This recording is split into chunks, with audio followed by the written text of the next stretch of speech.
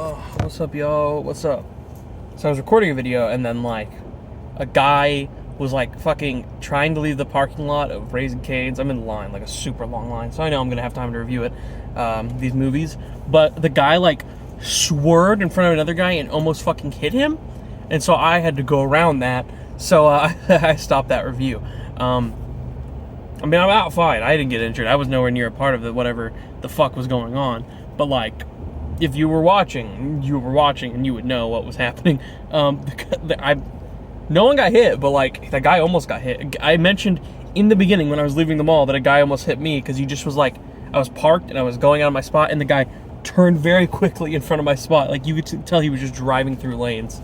And then the cops started following him, like the security guard cop at the mall, and I was just like, Arlington people are fucking stupid. They don't know how to drive. They have the driving skills of, like, a monkey in Arlington or Dallas area, just in general.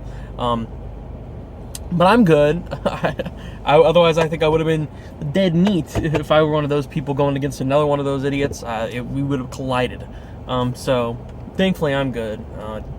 But I was talking about Beau's Afraid and Evil Dead Rise that got caught up because people drive stupid. But I'm in a line right now at Cane's, so I can't imagine it's going to go completely fuck up when I'm just waiting in a line. If somehow something bad happens in a line, then, like, it just proves to further that people cannot drive here. Anyway, I'm going to start with Beau's Afraid. So I was anticipating this film. I had it at my number 4 most anticipated movie of the year, and Evil Dead was, like, my number 5. Like, they were pretty neck and neck. And when I found out that we weren't getting Beau's Afraid on, like, the original release date, I think it was pushed back, like, a week, but simultaneously they did an earlier release just in LA and New York last week on the 14th, and we got it the 21st. I was like, Evil Dead and this are the same day. That's a double feature of, like, 2 of my most anticipated movies. Like, I could not fucking wait for both of these movies. I was like, Evil Dead looks hype. On top of that, Beau's Afraid, it looks hype. I like Ari Aster. I like how imaginative he is. Even if he doesn't always make the best work constantly, and some problems I have with some of his films time to time, I just knew that he was going to at least put out something unique, original, and different. Something that I could sit back and, like, just suck up all the weirdness of it. No matter how weird it is, no matter how much it works and doesn't work, I just knew that I was going to get something out of it that you don't usually get out of most movies in a year. And it's coming from A24. I believe it's their biggest budgeted film. I read somewhere that it was like $40 million, so I was like, holy shit. Seeing the movie, the production design, just the level, it looks like a pretty bigger scale movie compared to most A24 movies. Honestly, Everything All at Once, I'll say, still feels like a bigger movie. Maybe it was because Joaquin Phoenix is, like, the bigger star and he cost a bit more. I'm not sure 100%, but it felt like a big movie. And certainly one thing about Beau's Afraid is it is a fucking weird movie. A divisive one at that. I cannot wait to see the cinema score drop at the end of the week. And maybe it already did drop. I don't know. I can't remember if they do it on, like, Fridays or Sundays, but I'm awaiting for it because I feel that this film, as people have said, I think this is a film that might get an F. My theater, thankfully, wasn't impolite. I remember seeing Hereditary and people at the end, like, laughed at it and booed it, and I was like, what the fuck? That was just a terrifying, really good horror film. What the fuck are y'all laughing and booing about it? That shit was really good. And Midsommar had the same problem. Like, I remember people booed it when I left the theater the first time, and they were just laughing at it. And I was like, oh, fuck, it's definitely gonna happen with this one if people are saying this is his most weird, his dumbest, his craziest, his wildest. I knew, like, from that point, I was like, this movie is gonna fucking get an F cinema score, probably, just from what I've been hearing, and I knew that that was going to just be another film, like, that means the audience experience is going to be pretty terrible with this one. Thankfully not. The audience has laughed at times where I think they needed to laugh. Me and my friends and my dad in the front row probably were laughing. We weren't the very front row, but, like, the closest to the screen compared to everyone else in the theater. It was still good seating. We were probably laughing the most. I didn't hear many people laugh at all the times we did, and it almost made me wonder, do people not realize they're at a comedy? It's a dark comedy, one that's very, like, subjective to what you would laugh at, and comedy is subjective. That's, like, entirely the point of subject matter and what makes you laugh. But this movie is weird as shit. Like, I could totally understand if someone came up to me after the movie and was like, dude, did you just watch the same piece of shit that I did? And I'd be like, I mean, yeah. After we left the theater, I'll just let y'all know the thoughts right now. My dad was like, yeah, that was good. It was weird, but I had to leave early because we took 2 separate cars because I came for Evil Dead Rise beforehand because I saw that first. But my other friend was like, you know what? That was really cool, but I cannot decide if I like it or dislike it. Another film was like, I really, really liked it. And I am also on that level of I really, really liked it, but I do have this like little qualm there where I'm just like, wait, did I? Because this film is fucking bizarre. This is a very, very, very, very, very, very, very weird film. And almost every aspect of it put me in a different mood than I was always expecting. The entire time I was just like, I was flabbergasted. Is that the term? Is that the word? Is that the term? Is that what that means? I was flabbergasted half the time. My mouth was on the fucking floor, like, in multiple scenes where I was just like, oh, okay. Almost like Beau is half the film, where he's just like, am I gonna be okay? I'm a bit nervous. Oh my god! Like, he always has that wide jaw face. Joaquin Phoenix the whole movie. You could literally just pull up any image probably from the movie, and it would either just be him being like, or it'd just be him like sitting like really depressed, like. And I have to give him credit. He plays an anxiety-induced constant like ravager so well. Last year I was going through like some shit, and I remember being like, kind of having that same anxiety. I would just look up everything like, oh my god, am I gonna die because I took this pill wrong? Just like in the movie, he was like, I have to take the pill with water. Am I gonna die? Oh my god. He starts freaking out and panicking about everything and everything. He lives in this world, like the city he lives in, because that's like the first 50 minutes of the movie is the city experience. After his therapy session, the very opening scene, which is just like him kind of being born, you hear like him, obviously he like his mom is giving birth to him, but you don't really see it directly, and then it cuts, and then you get this like 5-minute therapy scene, and then we're spread out to the city scene where he's got to go to his apartment, he's going to sleep the night, and then he's going to pack, and he's going to go visit his mom the next day. He's going to go on a plane, see his mom tomorrow. Keys get stolen to his apartment. Everything starts to go fuck up. Beau was just like, oh, what am I going to do? Calls his mom. You hear that part in the phone. And he was just like, is it safe to go? And she's like, I'm sure you'll do the right thing. And Beau is at his apartment, and crazy shit ensues. He takes his pills because he's having anxiety. He has to take them with water. He's going to die. He has to go get water, but there's like hobos, and everyone starts to break into his apartment, and everyone there is crazy. There's always fucking violence happening.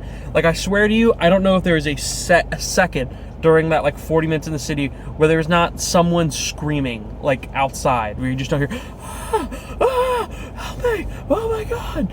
Like, I swear to god, there's not a second where that isn't happening. It almost feels like it was constantly occurring, and I was just like, holy shit, this is like, if you have anxiety and like sound design will affect you for a movie, you're gonna like constantly be like unnerved just the whole movie, because like Ari Aster makes it feel like a like an acid trip nightmare, or just in general a nightmare. Nightmares don't feel perspective. You don't always know the one way you're going, you know? In a nightmare, it's like, oh, this feels very straightforward, it feels very real, but everything happening in a nightmare is just like, what the fuck is this shit? This shit's crazy. These people are about to cross. Anyway, it constantly unnerved me, like, the entire runtime. I was constantly unnerved, because I was just like, I don't know where this is going, and I don't know where it's gonna go. But I'm like, I've got nipple chills watching it. That's how I felt. One, the theater was freezing cold. I shouldn't even have to mention that. Well, the theater was freezing cold, so the nipple chills could have been because of that. But I was also pretty nervous and just like, oh, this is crazy, the entire time. I'm gonna get into just the acting, because I can't really get into full story without spoilers. So, in terms of performances, Joaquin Phoenix as Beau is great. You feel, as I feel Ari Aster attempted to describe him, you're gonna feel what it's like to be this, just to follow this loser for 3 hours. And he's just kind of a nobody. He obviously has like a low-paying job wherever he is. He's having to live in this like cheapy, shitty apartment in the middle of just this weird city where there's constantly violence and shit, run down. It's like Deep Ellum in Dallas, Texas, but like even lower than that, and that's crazy to say. He basically lives there in this apartment, and it's constantly like obscured to him the entire time. Like, everything that's happening. He's just like, oh, people are getting murdered on the streets. He has to run if he wants to, like, survive, pretty much, because he always feels like some bad shit's gonna happen. But the character of Beau himself, I don't feel is a dumb person. I feel like he's anxiety-induced. He just overthinks everything, and that pushes him to, like, a always constant state of fear. And that is sort of his, like, main issue to deal with in the film, because I don't know how to describe it. It's more so because the anxiety is making everything heightened. At points in the movie, you don't know if you're truly seeing what you're seeing or if this is all in his head. And that's the thing that's really cool. I kind of want to go back and see if there's just a way to configure what parts are real and what parts aren't. But I have to immediately give credit to Joaquin Phoenix for putting up this performance. I remember hearing that the cut originally was 4 hours. So that means they shot a lot of shit that didn't make the movie already. And the movie is already filled with lots of shit. And he constantly plays that character correctly. It doesn't feel like he ever broke character. And obviously you should expect that from Joaquin Phoenix. Trained actor, motherfucker's a pro at this point. If you've seen him in anything, you know he's going to be great. Joaquin Phoenix is always great in these movies, and just in general what he does. And he crushed it here. Like, genuinely, he crushed it here. I wouldn't have it any other way to say it. Like, he's always on point with his characters. He gets into the role of the characters, even when it's weird shit. Like, it really felt like he was Beau. At least the way that Ari Aster wanted us to see Beau as. It never felt like a guy who's just like, I have to do this role for fucking money, I just act stressed out. I heard some people say it felt like he was phoning it in because he was kind of one note, but that's the thing, his role is so aggressively induced of anxiety. He's just constantly fucking jittery and depressed and scared and nervous and quivering and talks with like a really low toned voice until he like freaks out, and it feels so believable. It feels like how if you've ever had a huge panic or anxiety attack, you always feel that level. And he does it for 3 hours, goddamn straight. So his performance is consistent, and it's impressive that he can do it. The standout probably is Patti LuPone, who I knew was in this movie because I've been hearing the praise for her. I knew she was playing the mother. In the trailer, you just hear her voice on the phone. She's in the movie too in parts, and when Patti LuPone is in those parts, she is goddamn stellar. She is creepy as fuck, intense as fuck. In terms of like straightforward acting performance, you would say it's probably the best of the movie, but that's because her and Joaquin Phoenix are doing completely different jobs when it comes to their performances. Nathan Lane, he's funny, he's weird, he kind of plays a Nathan Lane role. It feels like if you threw your average quirky Nathan Lane role into like a really fucked up A24 movie, and you're just like, hey, this is weird. And same for Amy Ryan is great. I don't know who played their daughter, because those two Roger and Grace in the film, the ones that you see in the trailer when they have Beau and he has his little assistant health monitor on his ankle, they have a daughter, and I don't know who played her, but she did a great job because that character was really weird, and I would personally not have liked to have been the one to play a role like that. That shit was bizarre, I can say. The one thing that if I have to like give a big qualm to is like, you just never know what the fuck is happening. It constantly is putting you on it. Sorry, y'all. I ordered my food at Raising Cane's. So, now that I'm back, I was mentioning just like how everything doesn't 100% come together, especially in that second act. I was going to try and lead into. The first act is great. It feels like this really bleak, dark comedy, and you totally get the tone, and you think it's going to be like this crazy journey for him just to get to his mother's. But there is a deeper underlying message, especially in like the second act of the film once he gets picked up by these two like really overly nice people, and what happens after that. You may have seen some bits in the trailer, this animated sequence. Once that journey scene happens and we move beyond everything from that, that's when the movie reaches a point where you are constantly going to be on the edge of your seat, like, what the fuck is going to happen next? And also, why has it gotten way more dramatic? Because it feels like a dark comedy, and kind of it could be seen as a horror. I could see some people seeing that first hour as horrific, but it's so fucked up what's happening and constantly like unnerving that it's really funny. It's uncomfortable funny, and that's why they've called it a dark comedy, as Ari Aster has described it and many other people have.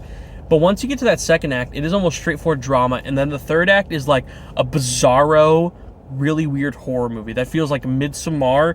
If Midsommar instead wasn't like the slow burn horror that dreads with you, it felt like a horror that was like punching you in the fucking face. It felt like that the stabby man, the birthday man in this film, the guy who just stabs people naked. It felt like that guy was running after you for 40 minutes. That last 40 minutes of this movie is insane, and it's just truly something to behold, and it's visually great. Like, every scene looks so goddamn nice, and honestly, it's like impressive visually that it's worth seeing just for the visual look alone. Just to look at the film is worth it enough. I'm about to get my food. Be right back with that. Okay, I'm back. Sorry, I had a call I had to do as well. What I was saying about the film, basically, I was just going to wrap things up. Everyone in the cast is great. It is a very obscure film. Most people, I think, are going to dislike it, in fact. I think that this is going to be a very divisive film, and I think with audiences, it's going to be probably like 80% dislike, 20% like. I think with critics, there's a bit more of a roundup. Critics will enjoy more of an art housey film. This film is very weird and very obscure, as I mentioned. Everyone in the cast is great. The visual style is great. I love the look of the film. I think, as I mentioned last, the best thing about this film potentially is the people who did on the directing, Ari Aster, the production design, the visuals, the cinematography, and the sound design. All that just really pops into something just more special than your average film. And that's what really makes this film worthwhile, as it does a lot of A24 films. If times an A24 film doesn't really succeed in telling its story, or it feels a little too pretentious or messy, I thought Alex Garland's film last year, Men, completely missed the mark. Not only was it obscure shit happening, but it was in your face. Like, the message was so fucking obvious and clear that it almost became kind of like abbreviantly annoying. I just didn't fuck with Men that much. I really did not like that movie that much.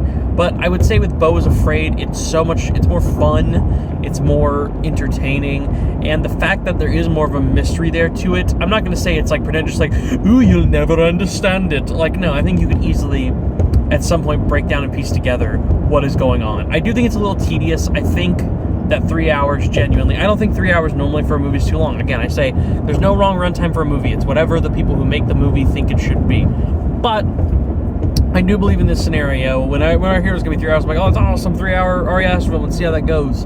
I personally, like, in my head, wish it was, like, maybe 20 minutes shorter. I don't know 100% of the stuff you can cut, but just some stuff feels a bit repetitive. It feels like, oh, didn't we just mention that and have that discussion? Are we doing it again? Okay, I guess. It's just in a little different way. Just, I felt like some scenes could have been cut shorter. It is a lot to take in, and a lot of information just on one viewing. And again, the thing is, it's just like, it's so much and so crazy and kind of like traumatic how fucking weird it is. It's going to stick with me for a while, some of that imagery. But it's like, I want to see it again, but I don't. It was the same thing I had with Midsommar, where I was like, I think I really liked that. It was a lot of information, though, on my first viewing. So I want to see it again, but also I kind of don't want to see it again. But I will see it again. And I bet I'll have a fun time. It's just like, it's that factor, that Ari Aster does with all his movies. I think Hereditary is still my favorite, but I'm going to have to see this again to truly think where I'd place it among Midsommar and how I just see this film as. Honestly, though, as much as it seems like I'm having that confusion, I loved almost everything about it, though. But I almost can't give it a rating. Part of me is like, shit, I could see myself rating this like a 7. I could also see myself rating this like a 10 one day, if I like truly come to love it. Right now, I'm going to give it like a strong 8.5 out of 10. Because, yeah, for the most part, I enjoyed a lot of the things that happened in it. I was very entertained. It's visually beautiful to look at. It's definitely a well-made film, and you have to respect it on a technical standpoint. And all the actors are good, and all the performances are good. I don't see anything that's like truly bad about the film, other than it's just like, I have to piece together what I think of it first, because I was handed so much just on that one viewing. I think if you're a big Ari Aster fan or an art house fan, or just from the trailer you're like, that shit looks weird, I am interested in seeing it, you'll probably like it. When this film ended, I heard the quiet whispers of just people going like, that's weird. Yeah.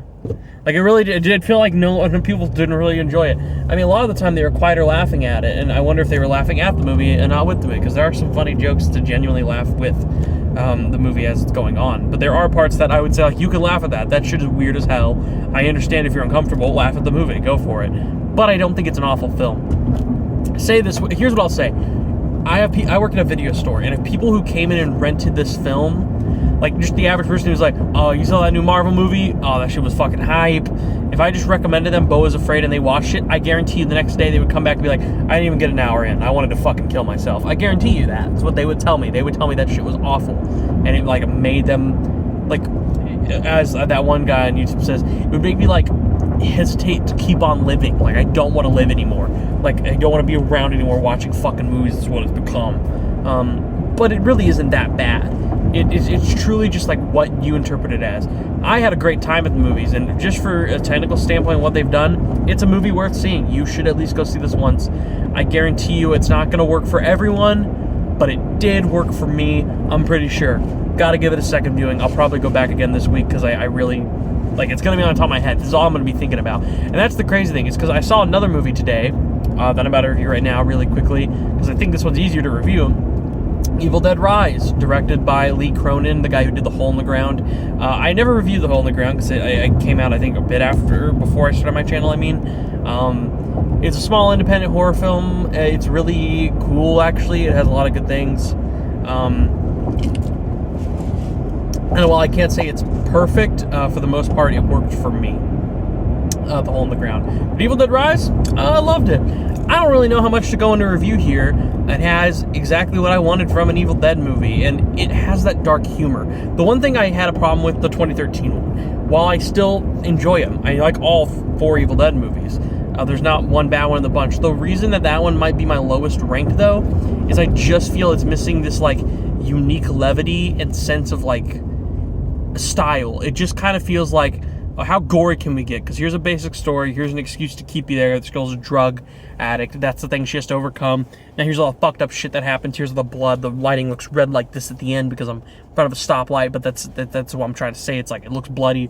This film feels like it has more of a message to it. It is a film about motherhood and family and growing with that. And while the message isn't, like, poignant and in your face, like, that isn't the focus about it being a motherhood all the time, you can just tell there's little aspects of here where they're like, yeah, they love their mother, and they're doing this thing where the main character, Annie Beth, who's the aunt of all these kids in the family, who she comes to visit because she's trying to talk to the mother because she got pregnant, and she's like, hey, I need advice from you. Like, what do? I feel like I messed up again having sex and now I'm pregnant. Like, I don't know what I'm going to do. She just doesn't know how to handle that information. And so she goes to the person who has 3 kids, who always is there for people on time. And so you get this dynamic where you're like, oh, this is a loving family. The teenagers aren't dickheads to everyone. They just feel like average teenagers. The little girl's really funny and really adorable. It's a come-together family. So when you put them in the scenario of an Evil Dead movie, it's more tragic, but somehow more entertaining because it's always intense. Because it's a family, because it's not just friends at a cabin, and it's not being this content sense of humor. Like, I cared more about all these characters since I cared about, like, Ash, like, in the first, like, 2 movies. By the time Army Darkness, like, this bitch ain't gonna die. This guy's the goofy hero guy. And as much as I didn't hate, again, Evil Dead 2013, the characters weren't that charming. They're just kind of like, okay, you guys are cool. I suppose, I guess it's cool. You guys are alright. But no, I did really enjoy these characters a lot in this film. Particularly, I really liked the mother. Lisa Sutherland playing the mother just in general is so likable and charming. And then when she jumps to the demonic form, because you see in the trailer, she's the one possessed, like, prominently in the film. She's the first one and the one that's there prominently. She fucking crushes it. Holy shit. Does she nail it? She gives as good of a performance. In fact, I would say even better than, forgetting the actor's name, the main character in the Evil Dead 2013. Like, she really goes for it when she's in demonic possession mode. And it's gory. It's got the kills you want. I don't really know much else I can say about the film. It's got good production design. It looks really nice. It's dark. It's creepy. It's gory. The kills are fun. And times when the dark humor is thrown in, it really is sprinkled well throughout, and it never overstays its welcome. It's a perfect, brisk 90 minutes and super fun. I love the goddamn film. I would give that one like a 9 out of 10. It's probably my favorite Evil Dead film, if not my second favorite, because I nearly think that Evil Dead 2 is a perfect film, and I think that this is nearly a perfect film. And it's like overall one of my favorite horror franchises, and these two really are the ones that sell it for me on their style. I adored it. Thank you, Lee Cronin, for making this movie. I'm going to see it again on Sunday. Hopefully I have time to see Beau before that, or if not, on that day as well. And, yeah. So I hope you enjoyed these reviews. Sorry if it's a little messy. I really had a lot of time because I was picking up food and got to drive home. If I had just reviewed it while I was like, if I just reviewed it like at home, I don't know if I would have had all the time because, like, as soon as I get home, I'm going to eat and I'm probably going to go to bed. I'm tired as hell. So yeah, I hope you enjoyed these reviews. If you've seen Beau is Afraid or Evil Dead Rise, let me know your thoughts on those films in the comments below. I would really love to hear people's thoughts on both films because I think there's a lot to talk about. I think Evil Dead is going to be more simply liked. It sounded like the theater we were watching it in, they gasped. I heard a few screams, and me and my friend laughed when the dark humor came in. It was very well done. And yeah, I'm very curious what people think of both films. I'm more curious about Beau, because I think people are going to be really divisive on that. I want to see the haters to the lovers of that film. People who think it's a masterpiece to the people who think it's a disaster piece. Disaster piece is the guys who score some A24 films. If you've seen Marcel the Shell with Shoes On or Buys Bodies. All right, I'm home, as you can see. So I'm gonna end this video once I park really well in the garage. My dad parked really close on my side. I gotta be careful. All right, we're good here. So the next review should be Are You There, God? It's Me, Margaret, and Sisu, which I plan to see next week. I might also see Polite Society if I have time. That film does look pretty good. So yeah, that's it. Bye.